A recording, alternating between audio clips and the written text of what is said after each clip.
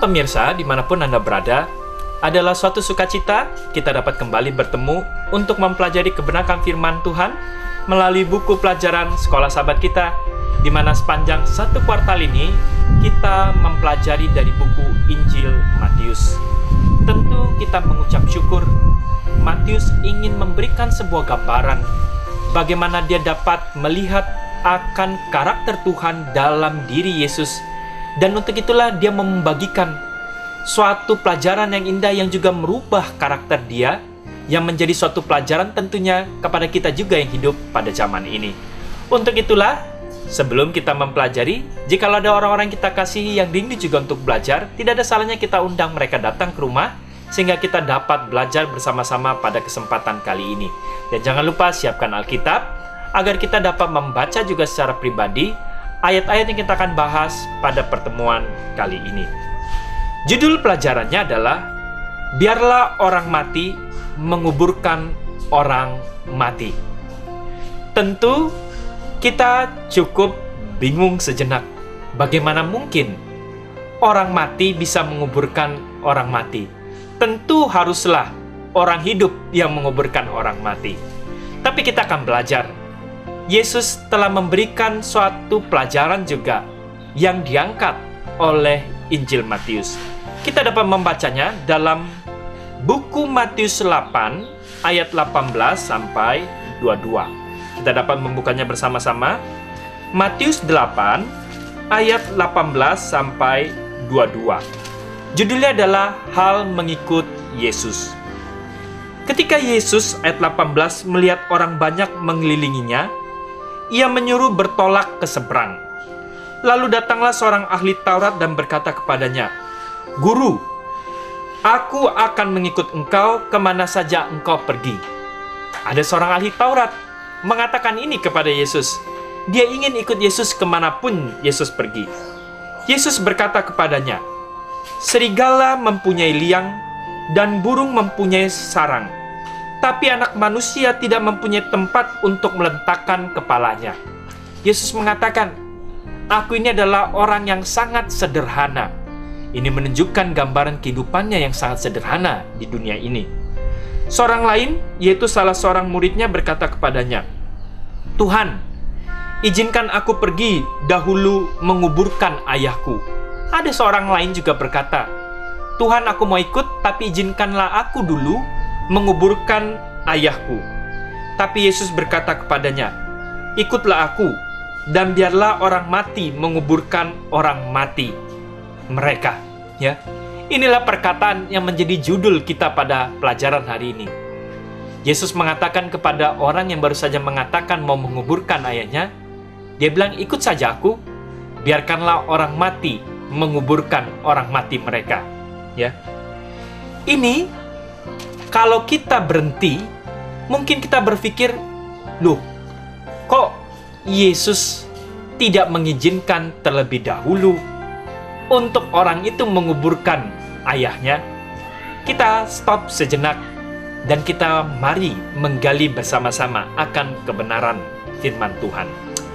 Pertama-tama dalam buku Matius 8 ayat 18 sampai 22, di mana baru saja kita baca, kita setidaknya melihat ada dua orang mendekati Yesus dengan kerinduan untuk menjadi muridnya juga.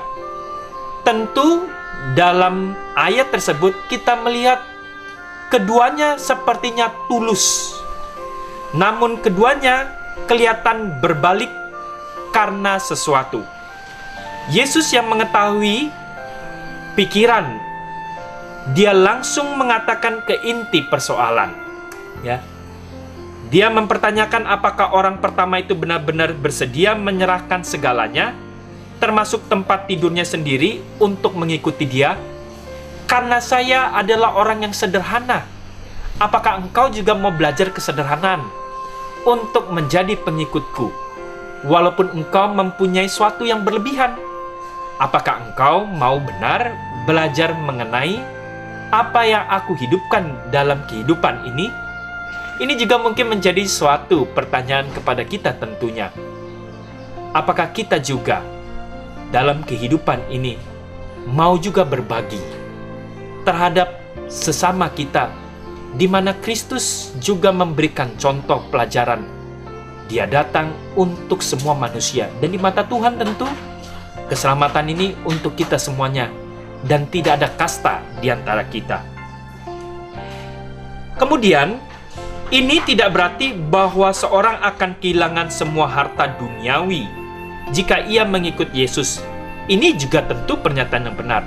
Bukan artinya kita harus kehilangan semuanya. Tetapi kita harus mengerti bahwa kita harus siap melakukan hal yang demikian jikalau Tuhan untuk menyuruh kepada kita demi suatu tugas dan misi, ataupun demi membantu sesama kita manusia. Kita haruslah rela. Inilah yang Tuhan inginkan, suatu sifat kerelaan dalam hati untuk belajar sebagaimana dengan Dia, jikalau Tuhan berkehendak dan mempunyai rencana kepada setiap anak-anaknya. Lebih daripada itu, kita membiarkan mamon atau ilah jikalau kita tidak mau meninggalkan atau lebih mengagumi segala sesuatu dibandingkan dengan mendengarkan panggilan daripada Tuhan. Hal itu akan menjadi ilah jikalau kita mempertahankan itu dibandingkan dengan mendengarkan panggilan Tuhan. Yesus kemudian bertanya pada orang yang kedua, apakah dia benar-benar bersedia menempatkan Yesus lebih utama daripada keluarganya sendiri? Dilihat sekilas kata-katanya kepada orang kedua, sepertinya mungkin kita berpikir tampak keras sekali, ya. Tapi yang sebenarnya Yesus ingin lakukan kepada orang itu, bukan dia hanya menguburkan ayahnya. Mengapa dia tidak bisa melakukan hal itu dulu, dan kemudian dia mengikut Yesus?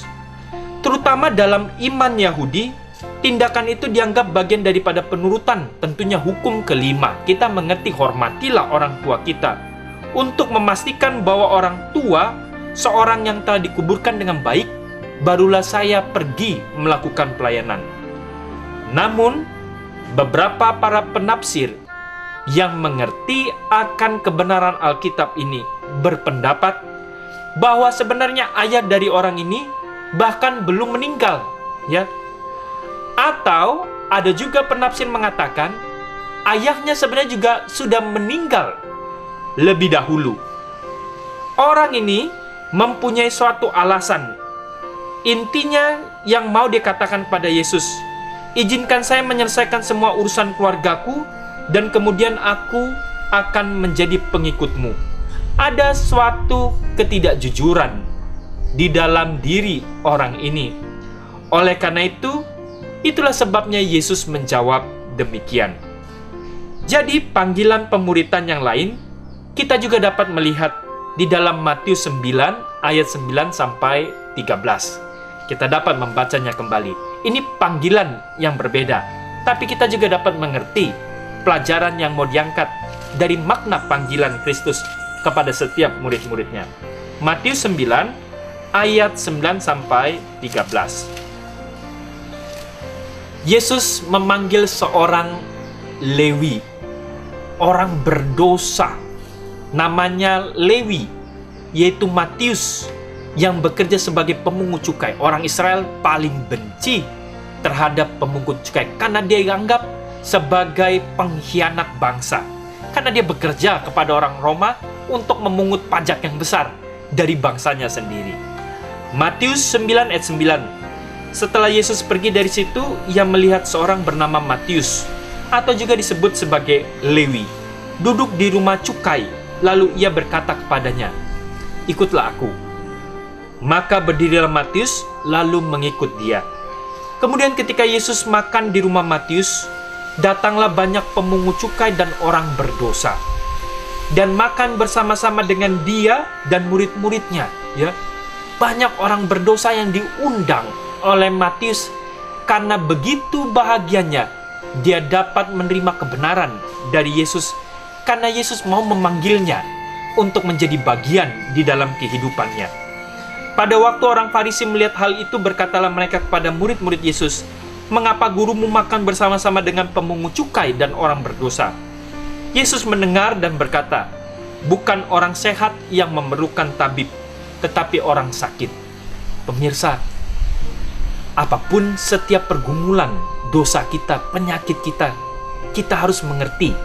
Jangan dengarkan tipuan daripada setan yang mengatakan, kita ini sudah terlalu jauh sekali, sudah terlalu berdosa, sehingga tidak bisa lagi lah kita ini menjadi orang yang bertumbuh secara kerohanian. Tidak mungkinlah. Ini adalah suatu pernyataan yang salah. Karena Yesus mengatakan, saya datang untuk orang berdosa, karena hanya orang sakit yang membutuhkan tabib. Seharusnya ketika di tengah keadaan kita berdosa, kita menyadari dosa ini begitu mengikat kita, dan kita memerlukan seseorang tabib untuk menyembuhkan. Ini adalah suatu yang kita harus mengerti, bahwa Kristus sangat terbuka untuk memberikan keselamatan kepada kita, setiap orang yang berdosa, apapun dosa kita. Ayat 13, Yesus mengatakan, jadi pergilah dan pelajarilah arti firman ini. Yang kuhendaki ialah belas kasihan dan bukan persembahan, karena aku datang bukan untuk memanggil orang benar, melainkan orang berdosa. Tentu hari demi hari, hendaklah kita selalu mendengarkan panggilan Tuhan ini kepada kita masing-masing secara pribadi. Dan ketika kita mendengarkan panggilan itu, kita dapat merasakan suatu berkat, bahwa Tuhan melihat kita, dan Dia rindu untuk memberikan kesembuhan kepada setiap penyakit-penyakit yang kita miliki.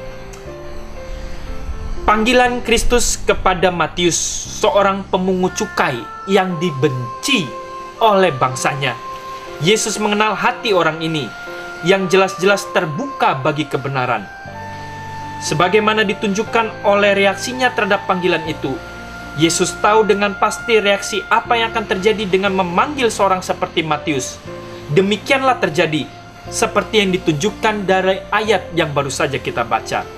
Dari sudut pandang kita sekarang, ini adalah sukar melihat betapa menjengkelnya keadaan status quo kepada seorang seperti Matius bagi orang-orang saat ini. Ya, tentu kita merasa, kenapa dia yang berdosa ini, tapi Tuhan layakkan. Kuncinya adalah kadang kita juga merasa bahwa kita lebih benar daripada orang lain. Tentu kebenaran itu adalah suatu hal yang menuntun kita untuk berubah. Tentu itu adalah hal yang baik. Tapi hendaknya dalam pertumbuhan kita tetap harus menyadari bahwa setiap manusia itu adalah sama di mata Tuhan, dan yang terpenting adalah keterbukaan hati untuk menyadari bahwa kita memerlukan Tuhan. Sebagaimana setiap orang yang sudah lebih dahulu bertumbuh, dia juga tetap membutuhkan Tuhan. Sama seperti orang berdosa yang juga baru mengenal akan Kristus. Intinya adalah harusnya kita menyadari hari demi hari, keadaan apapun kita tetap membutuhkan Kristus, dan tidak membuat kita merasa lebih benar daripada orang lain. Ini adalah suatu yang kita dapat lihat di sini, suatu contoh betapa bersifat menyeluruh sebenarnya kepada panggilan Injil itu untuk setiap umat manusia. Panggilan Tuhan juga tetap berlaku saat ini. Dia tetap memanggil semua kepada kita. Apapun penyakit kita, Tuhan tetap memanggil yang sama, ikutlah aku. Tuhan akan memberikan kesembuhan dengan tangan yang penuh kesabaran dan kelembutan untuk membasuh, untuk membalut setiap luka-luka kita, dan kita mulai menjalani suatu kehidupan yang baru. Meskipun kita dapat melihat di sini bagaimana prinsip-prinsip yang dapat diterangkan sekarang ini, sekalipun kita mengganti gagasan persembahan dan pengorbanan daripada Yesus, bagaimanakah kita dapat berhati-hati supaya kita tidak sedang membuat keyakinan atau praktik agama yang bagaimanapun benarnya menghalangi untuk melakukan apa yang sebenarnya penting bagi Tuhan. Biarkanlah di tengah perjalanan kerohanian kita ini, janganlah kita menjadi batu sandungan, tetapi biarkanlah kita terus bertumbuh untuk terus mengenal akan karakter Kristus, dan kita menjadi saudara-saudara kita untuk saling tolong-menolong, membantu kepada rekan-rekan kita untuk dibawa kepada tabib besar itu, yaitu Yesus Kristus. Biarkanlah melalui pelajaran kita saat ini, kita kembali dapat mengerti, Tuhan dapat mengetahui isi hati kita. Sebagaimana dia katakan, biarlah orang mati menguburkan orang mati. Yang Tuhan sedang mau lihat adalah, apakah hati kita terbuka untuk kita mau jujur dan mendengarkan respon daripada panggilan Tuhan. Kiranya pelajaran ini menjadikan berkat kepada kita semuanya dan kepada seluruh keluarga kita. Kiranya Tuhan memberkati.